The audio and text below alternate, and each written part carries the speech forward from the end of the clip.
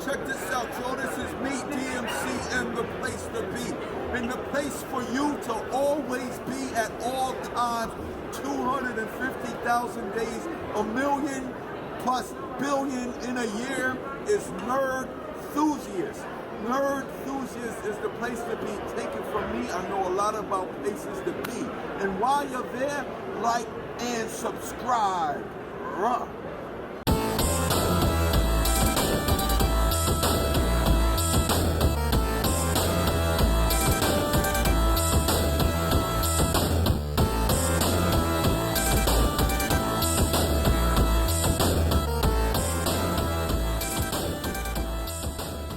Welcome to the Nerd Enthusiast Music Podcast, where today we're going to be discussing horror or spooky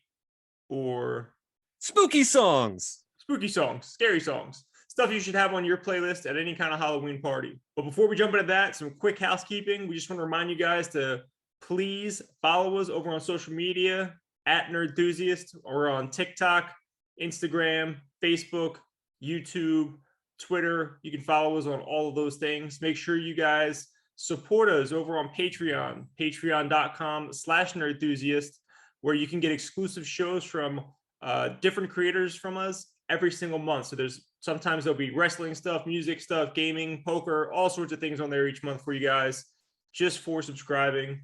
If you can't subscribe to us on Patreon, we totally understand. If you don't have the means or you don't feel like it, you could also support us just by giving us a 5-star review over on, Apple Podcasts, or, liking the podcast show on whatever subscription device you have for podcasts. And finally, before we get into things, I want to introduce my co-host, Mr. John Brenner. John, how are you? I'm doing great, Matt. How are you today? I'm doing excellent as well. Let's hop right into things, starting right now. The biggest song anybody should have on their Halloween playlist is Thriller by Michael Jackson, correct? Oh, definitely. It's I know it's kind of cliche at this point, but it is kind of cliche. But it's cliche for a reason. It's so iconic. I mean, I remember when this video came out, it was an event. Like, you had to be home to watch the premiere of Thriller, and the song still lands. I don't think a lot of old music gets through to younger generations, but I think Thriller is probably something that's going to stick around for generations to come. Absolutely. It has to be on your playlist, and I don't think we need to talk too much about Thriller. Everybody knows Thriller. Yeah, make sure it's on your playlist. Next up, we're going to dive into something that John and I are really into, which would be the punk rock scene, the Ramones, Pet Sematary. Perfect song. This is from an era of the Ramones that a lot of hardcore fans are detractors of, because this is kind of when the Ramones started experimenting more musically. There's a lot of synth work on this song, but I think that was I think it fits, and I think it was good for the band to do something different. You can only put out the same Ramones record 40 times, and I mean, don't get me wrong, I love them all. They can put out the same record 40 times, but I kind of like to see them. They kind of grew as a band a little bit, and Stephen King wanted a Ramones song for the movie, and Dee Dee pumped this out in one night. Dee Dee Ramone, who I consider to be the most underrated songwriter in American history. Dee Dee's just the greatest, and yeah, he pumped this out in one night, and it fits the tone of the movie perfectly. And it also has a really goofy and ridiculous video that you should all check out. I don't know that I've ever seen the video, but obviously I've seen the movie Pet Sematary. The movie's great. The song is one of my favorite by the Ramones. So I know there's a lot of people saying what you mentioned earlier, but I really do think this is one of their best songs. I love it. And it's always one of my karaoke go-tos in Halloween time. Hell yeah. Definitely have this on your list. Another one you need on your list is Werewolves of London by Warren Zevon. I can't say enough great things about Warren Zevon. This is off the record Excitable Boy, which is one of my favorite albums. You should all check that record out if you have the means. Just a great, great album. Warren does not get enough credit for his overall discography, but he is known. Everybody knows this song. It's a fun little jam that gets a lot of play this time of year.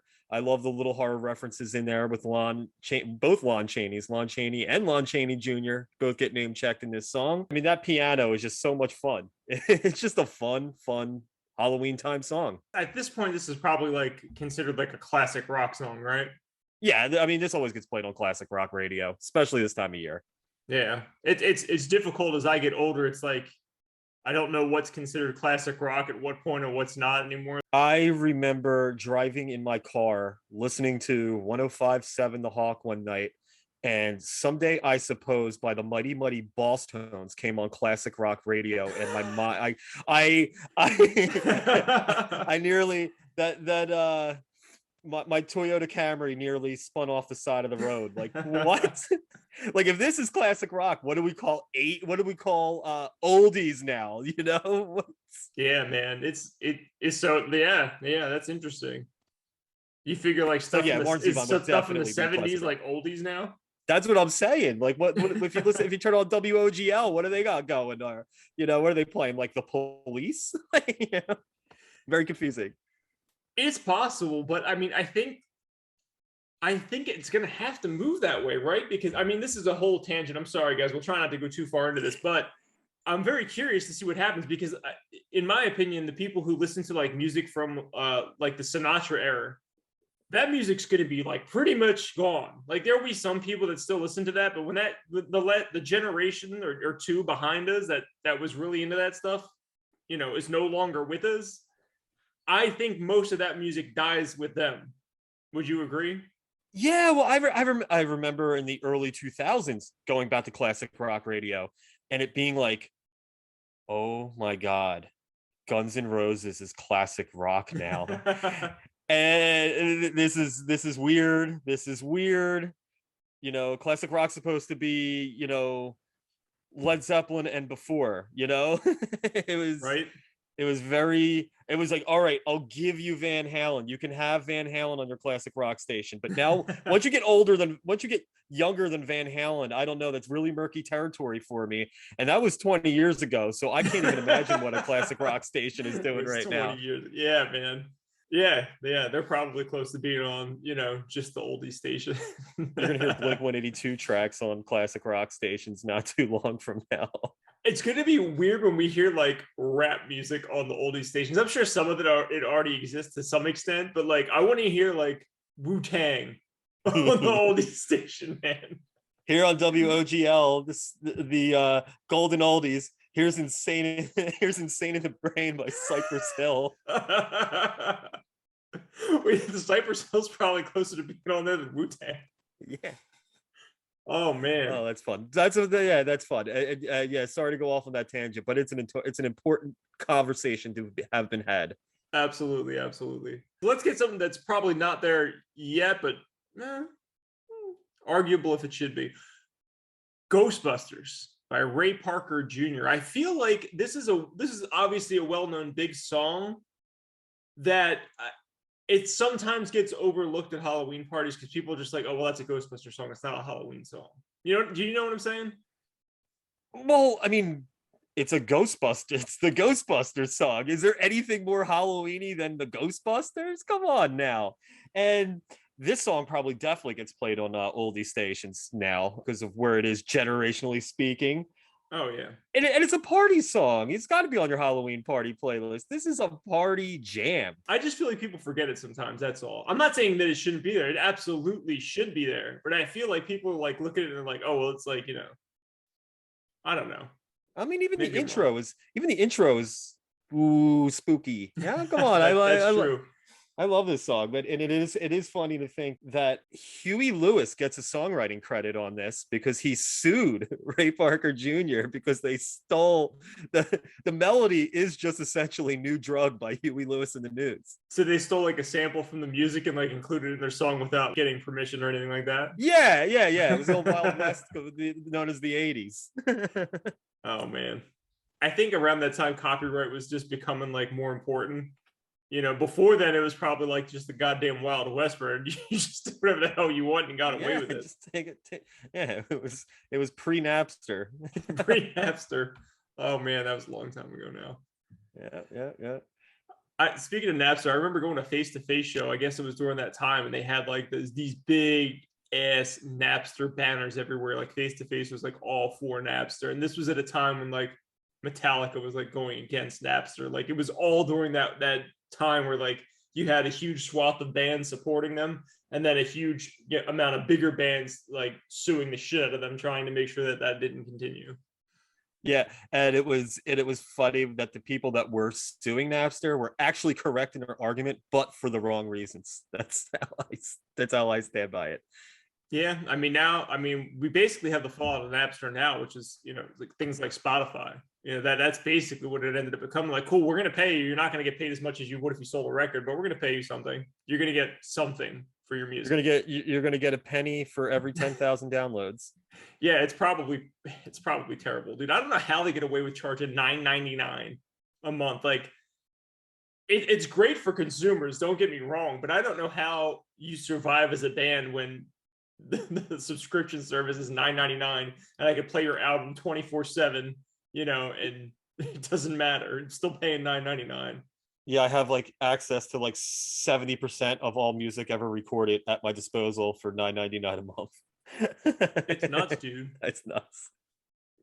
It's so crazy how that flipped too, because like iTunes was so important. I won't go down that hill. We're gonna save that for another podcast. We can talk about like the evolution of digital music over the past few years, but man, it's fascinating to me. Yeah, that could be a whole episode. We should probably stop. We should. Oingo Boingo, Dead Man's Party. What do you think about this song? Great song, great band. Just so 80s. I can't think of the 80s without thinking of Oingo Boingo. This was an iconic scene in the movie Back to School with Rodney Dangerfield, where Oingo Boingo is playing this song live. And it was fun because I didn't even know until I was listening to it for the show. You have those Spotify notes with the song notes that come up on your TV while you're playing. I didn't realize that Elfman had scored Back to School as well. And obviously Danny Elfman is primarily known for doing movie scores, right. But that was one of his first, before he jumps on to, doing all the scores for the Tim Burton movies. So did he create like original music for the movie? Is that what you're saying? Or yeah. He's the composer okay. for the score. And I'll have to go back and rewatch the movie because to me, I can't imagine Danny Elfman doing the score for Back to School with Rodney Dangerfield. When I think of Danny Elfman scores, I think of Pee-wee's Big Adventure and Edward Scissorhands. Yeah, I'm sorry to curse him. Yeah. Love that movie. Love Pee-wee's Big Adventure. I need to go. Dude, it's been a long time since I watched it, but I love Pee-wee's Big Adventure. Oh, side note on Pee-wee's Big Adventure. Me and Sakali went to a screening of Pee-wee's Big Adventure maybe about 10, 12 years ago. And it might have been the most fun movie theater experience I ever had in my life. Everybody was laughing at the jokes about 3 seconds before they would occur. And it was just like you could just hear little giggles knowing that he was going to say, is there something you want to share with the rest of us, amazing Larry? Like you knew it was coming. You're already giggling. You're prepared for it. It was just a blast. So if you ever see that Pee-wee's Big Adventures, some theaters having a screening of Pee-wee's Big Adventure, you probably have those kind of things out your way. I would definitely take advantage of it. Not here where I live in the desert, but if I were to travel a little more westward towards LA, I'm sure there's like independent theaters that are showing films like that. Yeah, revival houses and whatnot. So Danny Elfman becomes kind of synonymous with composing music for movies. It's kind of fun that his band that he was in has some songs in movies too. One that I just want to mention real quick was No One Lives Forever, was a really awesome Oingo Boingo song featured prominently in the awesome and underappreciated sequel, Texas Chainsaw Massacre 2. So I would check that out. But Dead Man's Party is the more known song. Probably more people will know it at your party. I wonder if they used that song. There was a video game from like probably like the early 2000s called No One Lives Forever. So I'm wondering if they actually got his music as a license, because that game specifically, there's many like re-releases and things that have happened over like games throughout the years, like cult followings. That game has a cult following and has never been re-released. And I'm wondering, and usually when that happens, it usually has to do with the rights. I wonder if they used that song and now they can't, re-release the game because of it. That could be. I could see that. I could see that song being used prominently in a video game. That could be fun. And then, of course, just thinking about Elfman real quick. I didn't have this in my notes. I was just thinking of it. You can also use anything from the Nightmare Before, any songs from the Nightmare Before Christmas, which obviously is Elfman's music, and that's Elfman's voice. He's Jack Skellington's singing voice. Nice. That's awesome. I did not know that. That's really cool. So I will say this before I move on. I did listen to Dead Man's Party. I'm not a fan. I do not like that song. No offense to Oingo Boingo. No offense towards anybody, but I was not a fan of that song. Not good. Not good. Anyway. Wrong opinion. Hey, we're going to disagree from time to time. That's totally fine. A song I was a big fan of was Alice Cooper's Man Behind the Mask. What an excellent jam. Straight up just 80s. Oh my God, it's so good. So good. I'm in love with this song. He made it for Friday the 13th Part 6, which is my favorite of the Friday franchise. That's just a really fun movie. I almost call it Proto Scream because there's lots of little inside jokes about the Friday franchise littered throughout the movie, and it's kind of fun that way. And it's just great. It's just fun, Jason just stalking and murdering. And this song was Alice Cooper did this song for the movie, and it is just a lot of fun. And I have to mention, I'd be remiss if I didn't mention, I actually got to see Alice Cooper 2 weeks ago. That's so awesome. It was so much fun. I didn't realize how much of an Alice Cooper fan I was. I knew every single song. I was singing along the whole night. I just went as a last minute thing. Some friends had some tickets, and he played this song, which I didn't know. It's something he doesn't play a lot.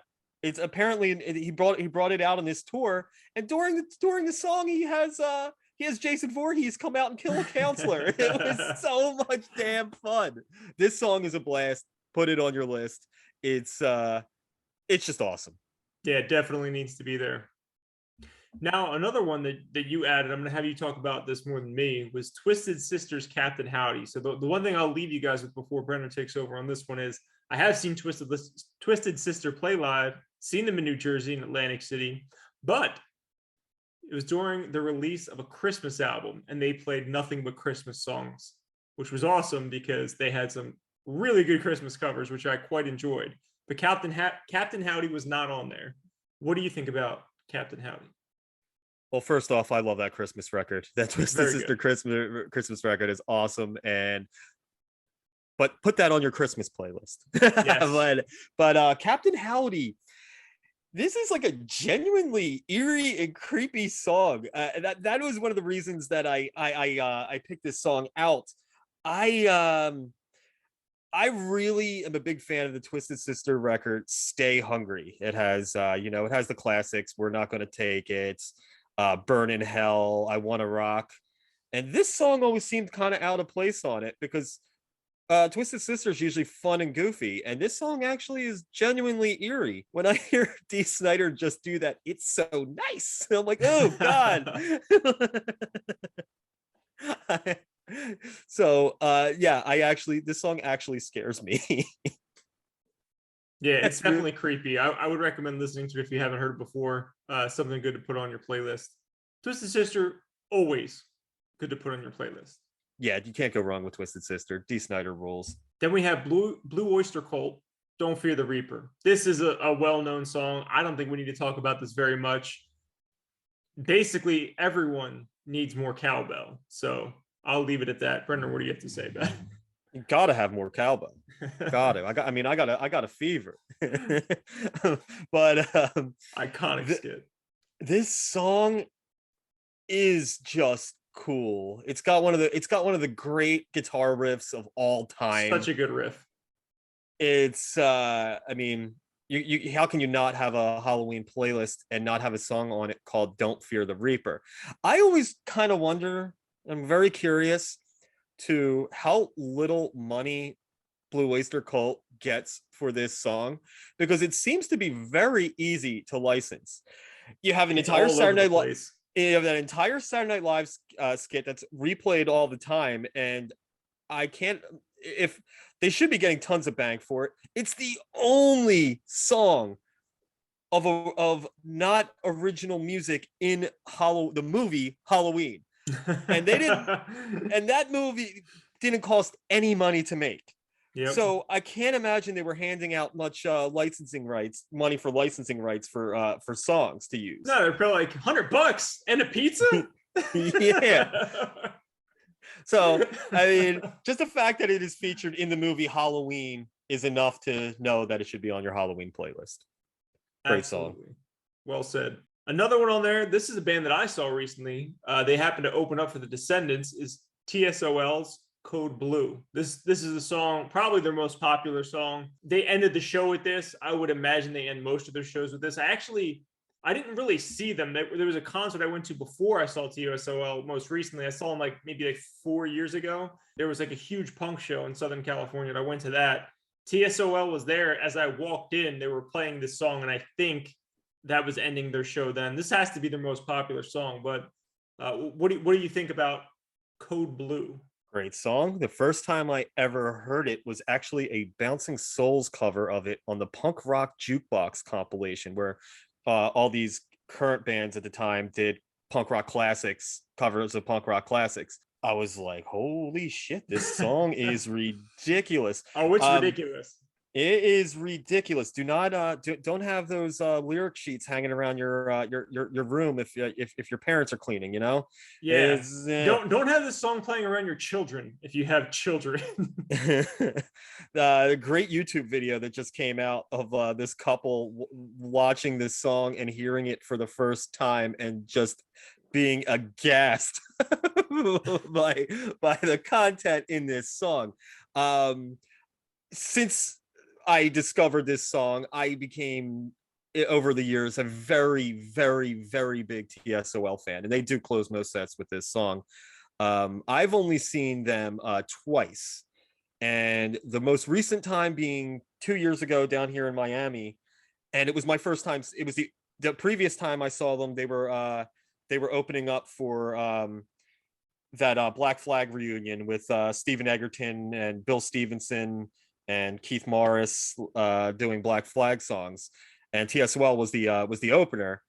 That was my first time seeing them. So it was really cool to get to see them in a headlining situation. Got to see their full set. They were amazing. They're incredible. This song is eerie. It's spooky. The album that this comes from, Dance With Me, I would say is a top 10 punk rock record ever. And it has lots of gothic and spooky themes in it throughout. But Code Blue is definitely the standout that everybody knows. And yeah, if you've never heard it before, be very prepared to cringe when the subject matter, just so you know, without giving the whole, I mean, it's the main purpose of the song, but it's about necrophilia, so very warm and cozy for you to enjoy. Now, funny side note, Code Blue is actually like what police and first responders use, meaning dead body. There's a dead body. So we have a Code Blue. Now, every hotel I've ever worked at has also had Code Blue, means, you know, a dead body. Right. Now, at my current hotel, they have the Code Blue means clogged toilet. So needless to say, why would you change up what the standard is? So needless to say, on my first day working, I hear on the walkie, room 237, Code Blue. I go running because I think my housekeeper discovered a body and they just needed the engineer to bring a plunger.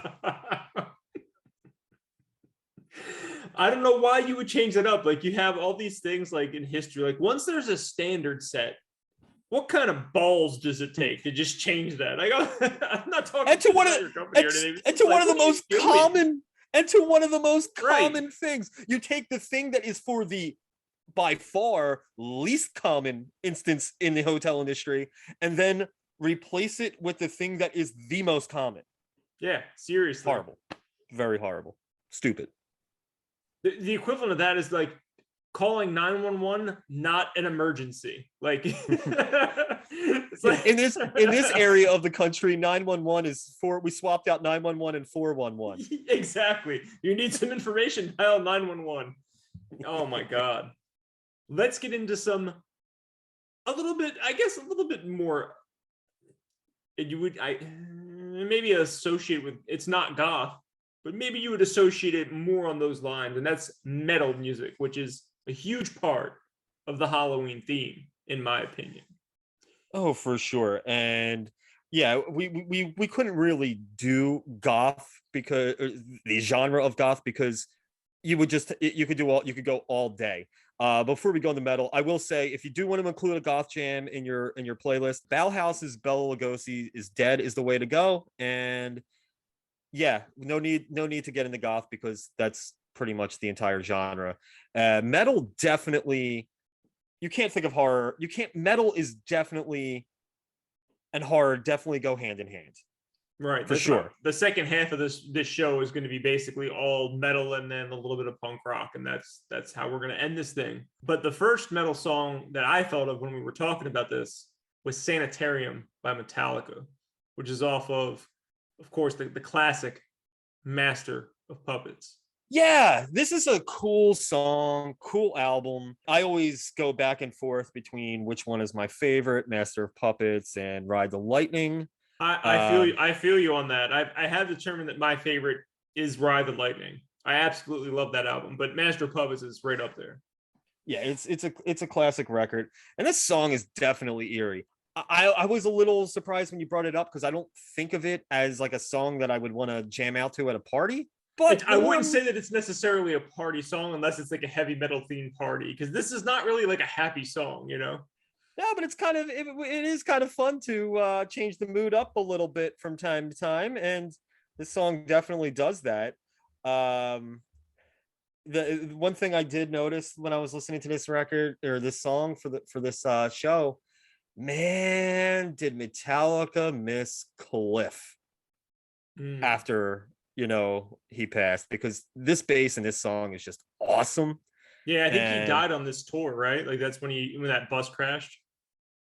Yeah, and then obviously he wasn't there for Injustice for All, which right. They for whatever reason, poor Jason Newsted, they don't even I think they put the bass at 1 on that record. You can't even hear bass on the. He's an excellent bassist too, man. Yeah, like, it's so sad. I feel bad for him. Yeah, I feel. Yeah, I mean, he wasn't Cliff, but who is? It's like but no, really, really cool song. Definitely definitive Metallica. That bass and that breakdown, just cool, man. Cool song. Now I want to listen to it. It's been a little while. But a song I haven't listened to before was this. I listened to some Maiden recently. I haven't been into Maiden for like really my entire life, but in 2020, like early 2020, like probably like maybe the end of 2019, beginning of 2020, I don't know, for whatever reason, I started really listening to a lot of like Ozzy Osbourne and some Black Sabbath and stuff. And then that kind of transitioned into me listening to Iron Maiden for really the first time. So I'm kind of a new Iron Maiden fan. I've listened to, a handful of their songs randomly. The only album that I've listened to like front to start is their newest album, which you were mentioning a lot of people didn't like. I actually like their new album quite a bit. Yeah, I love the new Maiden record. It's what people don't like about it is every song on it's 10 minutes long. I'm like, yeah, I've always wanted an album that is an Iron Maiden album completely dedicated to epics, and I finally got my wish. That's the new Iron Maiden. You know how many songs on Metallica albums are like 8 minutes plus? Like there's a whole bunch of them, and they're fucking great. Like who cares how long the song is? Yeah, I think people were looking for the Iron Maiden single that doesn't exist on that record. That's people's complaints. I love it. Definitely do yourself a favor and listen to Power Slave start to finish, and that'll put you down a rabbit hole. You'll be a completist. But the song that we are discussing, to me, is not definitive Iron Maiden by any stretch, and that is "Bring Your Daughter to the Slaughter," which was. It was a decent sized hit for Iron Maiden. It did get some radio play. They had a video for it. It was actually originally written as a Bruce Dickinson solo song that he did for the Nightmare on Elm Street 5 soundtrack. Oh, wow. And bass player Steve Harris loved it so much. He's like, we're gonna put that on No Prayer for the Dying. We need to put that on No Prayer for the Dying, which is coincidentally the worst Iron Maiden record. But so honestly, this is not one of my favorite Iron Maiden songs. But you know what? If it comes on, I am rocking out to it. And if they were to play it live, I would lose my shit because it is just a fun song. It's a blast. It's an appropriate song for this time of year, without a doubt. Absolutely. Bring your daughter to the slaughter. So a few moments ago, I mentioned, how I was listening to Ozzy that transitioned me into Iron Maiden. So now why don't we talk about Ozzy? What comes to your mind for like horror Halloween themes when you think Ozzy Osbourne? Well, Mr. Crowley comes to mind. Oh, what an awesome, creepy ass little song. that organ intro. Oh Oh, it's so good. man, so good, so good. And it's the Blizzard of Oz record is honestly my point that I make when I say that both Black Sabbath and Ozzy did the right thing when they parted ways. I love Dio era Black Sabbath, and I love this era of Ozzy. He found Randy Rhoads, and those last couple Sabbath records with Ozzy were not the best when they came out. They needed a change. Ozzy needed a change, and Mr. Crowley's is a standout track, man. It's a standout track.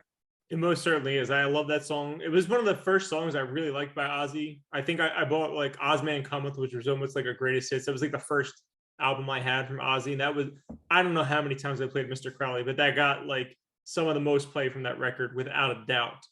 Without a doubt, that was on there. And it's definitely a party jam. Oh, yeah. You can get away with that for sure. Yeah. So, John, I don't know if you're going to know this one or not. This is a newer song. This is from his 2020 record.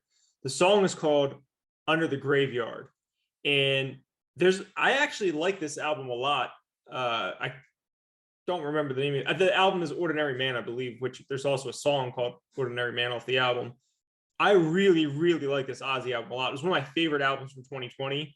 And this song is probably the standout song from that album. Have you listened to Under the Graveyard at all?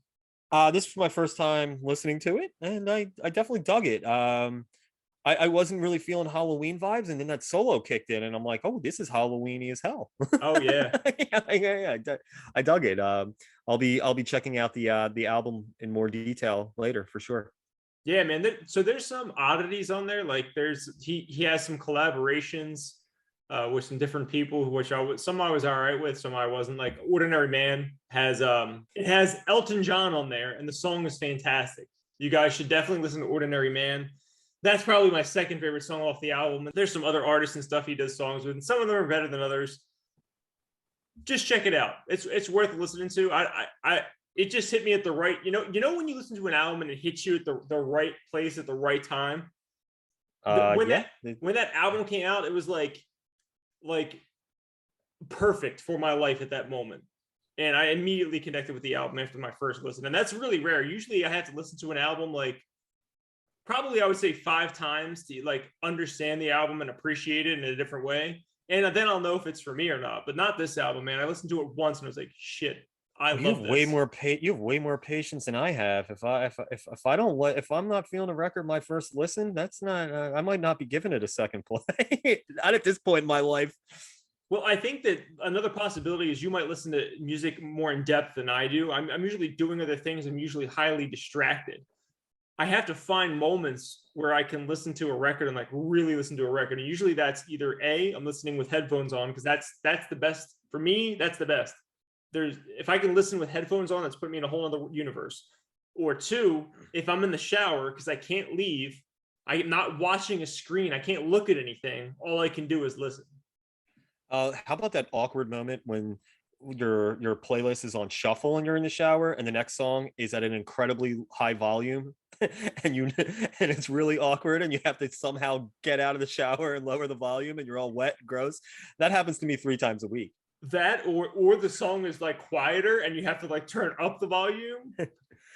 Well, then I'm just annoyed, but I don't have to hop out of I'm not getting out of the shower for that. But That's if I'm true. afraid I'm gonna piss off the other people that live in the house, yeah, that's I gotta hop out of the shower all gross, and now I got a wet bathroom floor. My bedroom floor is wet. Yeah, it's not a good time.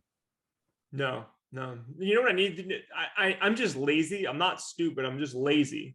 I need to like set up Google Home or like Alexa or something so I can just tell it to like, change the volume or change the song. I'm lazy and haven't done that yet. Yeah, I have it set up that way, but she can't hear me if the thing's too loud. That's true. That's very true. Another classic metal song we have here. Around the time I started listening to Metallica, who I was introduced by my cousin, also introduced me to Pantera. And this is a seminal Pantera song called Cemetery Gates.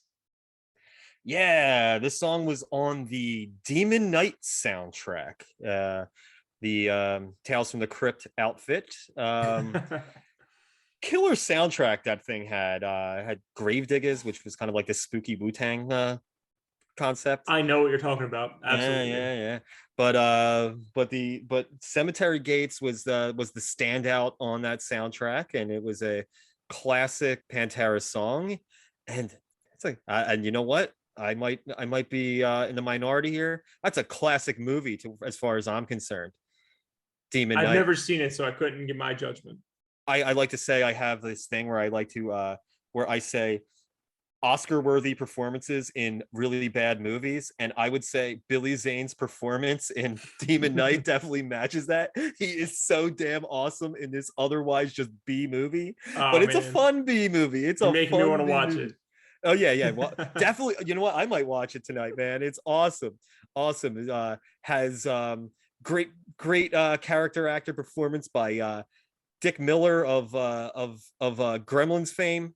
Oh yeah, nice. Dude. Demon Knight rules. But yeah, this song, I mean, and it definitely fits on a party playlist too. Even if some of it's a little slower, when that breaks down into that chorus, you know, it's rocking, man. I love this song. Yeah, it's one of the best Pantera songs. I would put it in probably the top 3 or 4. Not my favorite, but certainly up there without a doubt. John, we wanted to close things up with you discussing the 40th anniversary of a specific album. Thank you also for making me feel old, but what album were we talking about? We were talking about the Misfits classic record, Walk Among Us. You can't think of Halloween and music without thinking the Misfits. The Misfits are the definitive horror punk band.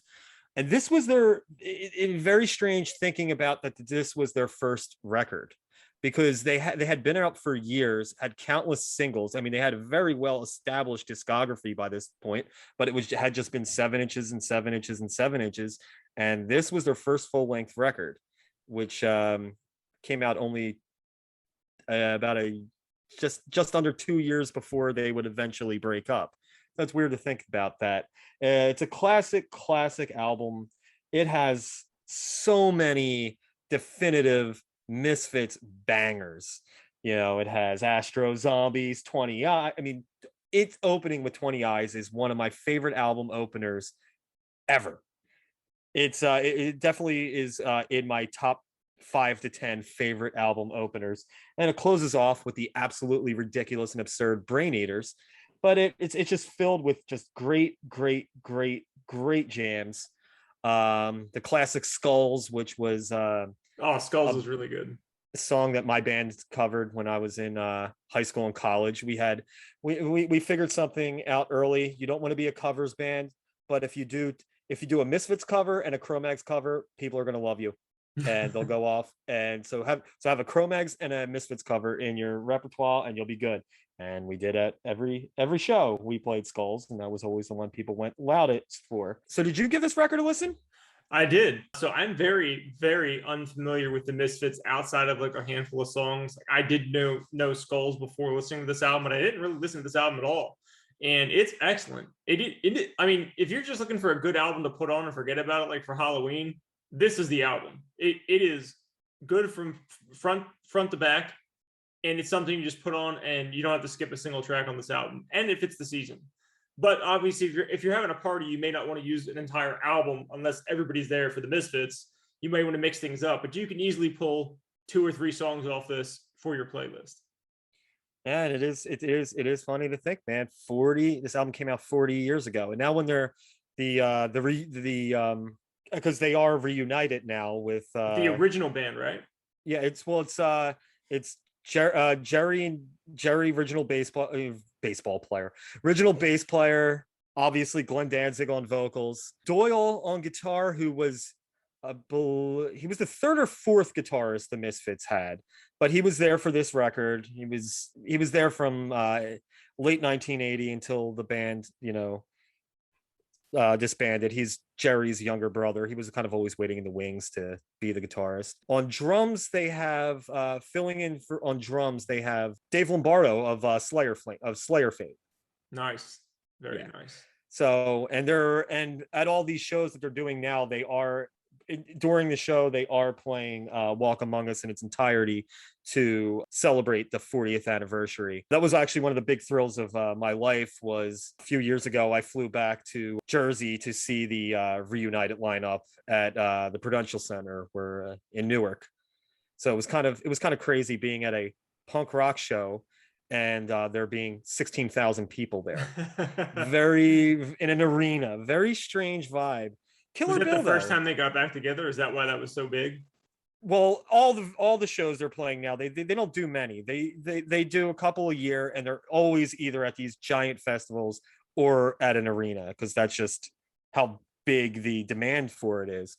But it is just kind of crazy to go to a show that features the Misfits, Suicidal Tendencies, Murphy's Law, and the Cro-Mags at the Prudential Center. That's very strange, but amazing. As I say a lot, I never got to see the Ramones. That's one of my big things in life that makes me sad. But I can say I saw the Misfits, and not some fake Bobo lineup that I saw a bunch of times in the 90s. That wasn't I've the seen Misfits. that lineup also. They opened up for like War a few times and stuff like that. Yeah, and they're fine. They were fine. And they were fine, but I wanted to see the Misfits with Glenn Danzig.